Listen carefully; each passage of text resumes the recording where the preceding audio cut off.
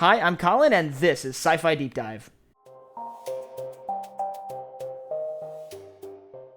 So the Human Covenant War is one of the most devastating wars in human history, spanning 25 years saw the destruction of many human colonies. But the most fascinating part of the entire war is its conclusion. And one battle has always caught my eye, right there at the end of the war, and that is the Battle of Earth. So today let's take a look at the Battle of Earth. But before we get into that, if you enjoy what you see here today, head down below and hit that subscribe button. I try to upload at least twice a week, covering everything from Halo to Star Wars. I'm going to add this caveat because I know it just came out. If you are playing Halo 2 on the PC and have not started the campaign yet and want to avoid spoilers, there will be some spoilers in this video for the first couple missions of the campaign. So the Battle of Earth is arguably one of the most significant battles of the war. It is definitely one of the most significant battles of the war with humanity on the defensive. So the Battle of Earth saw humanity obviously defending Earth against a Covenant assault. But this isn't a normal Covenant assault. It was a complete accident. The Covenant forces stumbled upon Earth by complete mistake, following directions from a Forerunner artifact. As such, the fleet that arrived on Earth was far smaller than a Covenant assault fleet and way smaller than the fleet that arrived on Reach.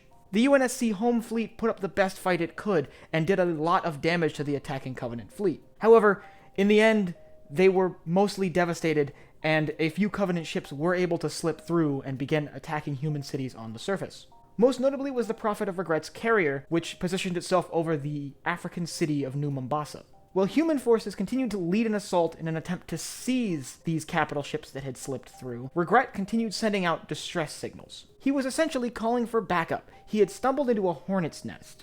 Accidentally finding the human capital is a pretty big deal, and as such, he was calling for the assistance of the rest of the Covenant Navy. However, he wasn't able to stick around for long. Human forces began closing in on his position. As human forces got closer and closer to the supercarrier, it made a daring move. It jumped into slip space over the city of New Mombasa. This devastated the city. The UNSC forces that remained on the planet would spend the rest of the day regrouping and getting back on their feet. Something that was the right choice because that night the Prophet of Truth's fleet would arrive. When the Prophet of Truth arrived the following morning, he brought a proper invasion fleet with him, which quickly swept the rest of human resistance in space aside and began an assault on the planet. Now, while their assault was generally widespread, it was kind of mostly focused on East Africa. This is because from East Africa is the portal to the Ark. Now, the Ark plays a part in a much larger strategic goal of the Covenant, which is to activate the Halo rings. The Ark is the place where they can go to activate them all simultaneously. And as far as either faction knows, the only way to get to the Ark is through this portal, which is located under the city of New Mombasa. So the Covenant began digging. They dug a massive hole, revealing a massive Forerunner construct. Humanity began relentlessly trying to seize control of this dig site.